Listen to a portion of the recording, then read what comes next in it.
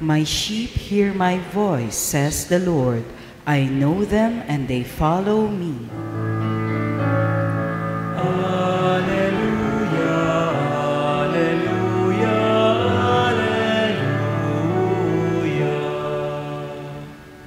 The Lord be with you. And with your spirit. A reading from the Holy Gospel according to Luke. Glory to you, O Lord. On a certain Sabbath, Jesus went into the synagogue and taught. And there was a man there whose right hand was withered. The scribes and Pharisees watched him closely to see if he would cure on the Sabbath, so that they might discover a reason to accuse him. But he realized their intentions and said to the man with a withered hand, "Come up and stand before us." And he rose and stood there. Then Jesus said to them, "I ask you, is it lawful to do good on the Sabbath rather than to do evil, to save life rather than to destroy it?" Looking around at them all, he then said to him, "Stretch out your hand." He did so, and his hand was restored. But they became enraged and discussed together what they might do to Jesus. My dear friends, the Gospel of the Lord. Praise to you, Lord Jesus Christ. Good afternoon, sisters and brothers in Christ. Peace and blessings to everyone. One of the most inspiring stories of faith, of hope, strength, courage, resiliency amidst life's challenges is the story of the 41-year-old American-Filipino Jessica Cox. Jessica is a Guinness Book of World Record holder as the first licensed armless pilot. And as far as she could remember, her feet served as her hands. And for her, such difference is indeed a blessing from God. Marami hong pagsubok, mga hamon ang hinarap ni Jessica sa kanyang pagtupad sa mga pangarap sa buhay. Pero natupad niya po ang mga pangarap dahil sa kanyang malalim na pananampalataya sa Diyos.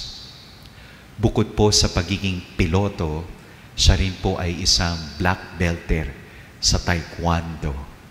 Siya rin po ay scuba diver at marunong rin po siyang magpiano gamit po ang kanyang mga paa. Papaano na ho kaya ang ating buhay kung wala tayong kamay? O meron ho tayong diferensya sa ating mga kamay?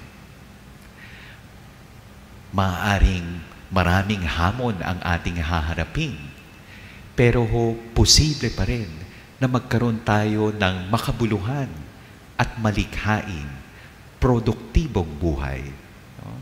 Katulad ng ipinakita ni Jessica Cox.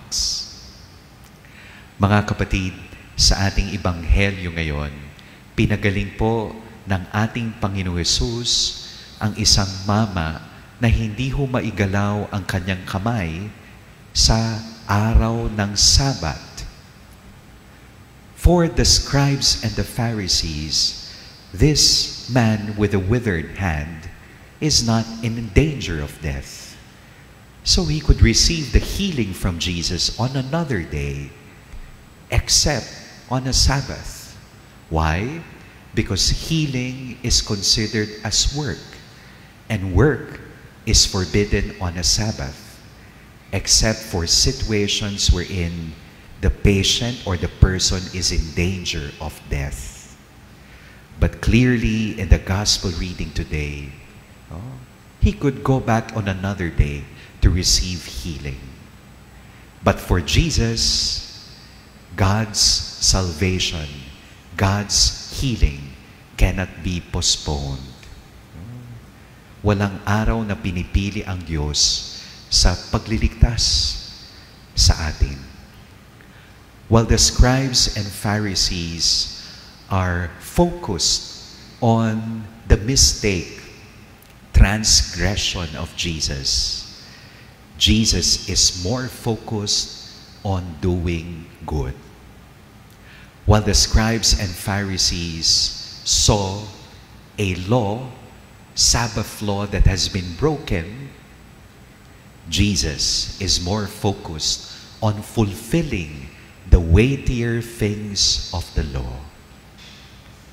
Love, charity, healing, salvation, mercy, justice. Tatlong bagay po ang hamon ng ating mga pagbasa.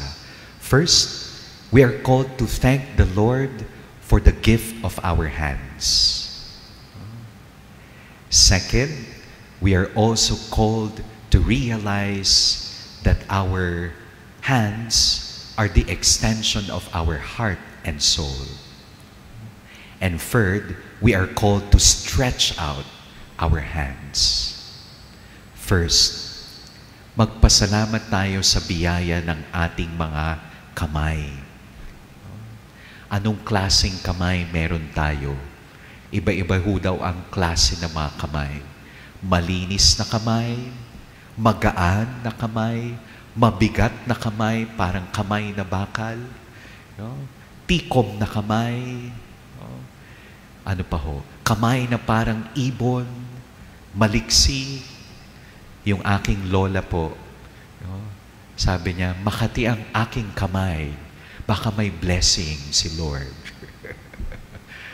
No? Anong klaseng mga kamay meron tayo? Kamay ng pagpapala. You know, we use our hands to communicate our thoughts, our feelings, like the Italians. They communicate with the hands. For communication, we create and construct through our hands. You know, we comfort, console. We care for people using our hands. We use our hands to command power, authority, respect. We use our hands to commend to God our prayers. Iba-iba ang klase, no, ng mga kamay at paggamit ng kamay. At nagpapasalamat tayo sa Diyos sa biyaya ng ating mga kamay. Ikalaw po, we are called to stretch our hand. Iunat ang kamay. At maraming pagkakataon ho siguro na hindi na natin maigalaw ang ating kamay. Hindi na tayo makagalaw o ayaw nating igalaw. Why? For many reasons. Perhaps because of sin, perhaps because of an ailment or disease, perhaps because of fear, perhaps because of anger, or perhaps because of complacency. Kampante na tayo at komportable na tayo at ayaw na nating magalaw o maigalaw. But God is a spirit, spirit of movement. And the withered hand is a symbol of powerlessness, but also potential for God's miracles.